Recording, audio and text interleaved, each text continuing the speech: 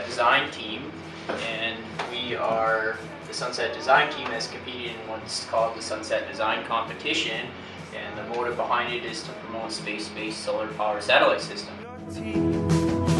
Telling me how you're going to outlive your body. Well, you said I wrote it down.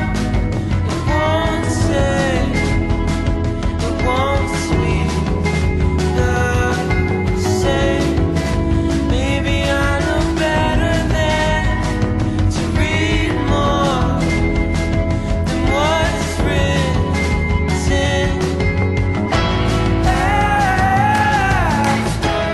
1980, the United States experienced its second oil crisis, and the Department of Energy and NASA got together, and the solution they came up with was to launch these large space solar power satellites into space to harvest as much solar energy as possible and transfer that to Earth so we can keep civilization going. And ever since that time, periodically we've updated the technology, and today there's 4 nations, Japan, China, India, and the United States, that are strongly going towards this as a future solution to supply energy to Earth.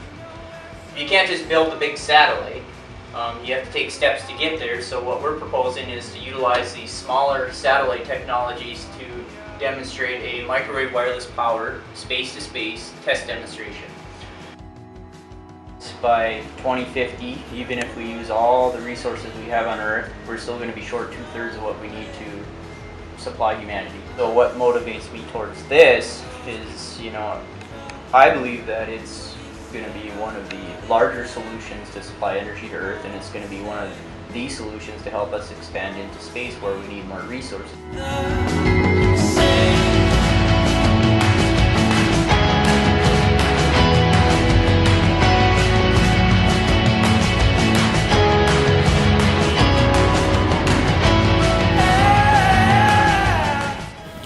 My name is Subin. I'm from Kathmandu, Nepal. I have been always fascinated about the research going on the alternative source of energy. According to the United States Energy Information, the U.S. is dependent on the 82% on the fossil fuels. So we have sources of energy coming from the fossil fuels, which has a finite source.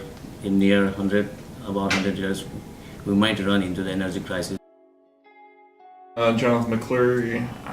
I'm an engineer in training. I'm a graduate of UND's electrical engineering program.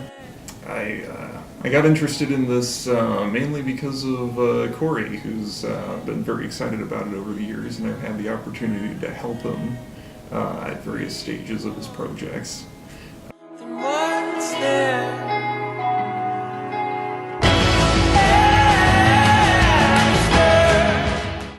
My name is Ben Kading. I'm from Park Rapids, Minnesota. I'm a freshman here at UND in mechanical engineering. My role in this project is doing the main structural design. One of the parts that I've been working with very heavily is the gimbal system. The gimbal system orients the satellite so that as it goes around the Earth, it'll get the solar panels positioned towards the sun for longer periods of time. Meters squared. Now, we were inspired by Stanford University's design here. It's called the gimbal.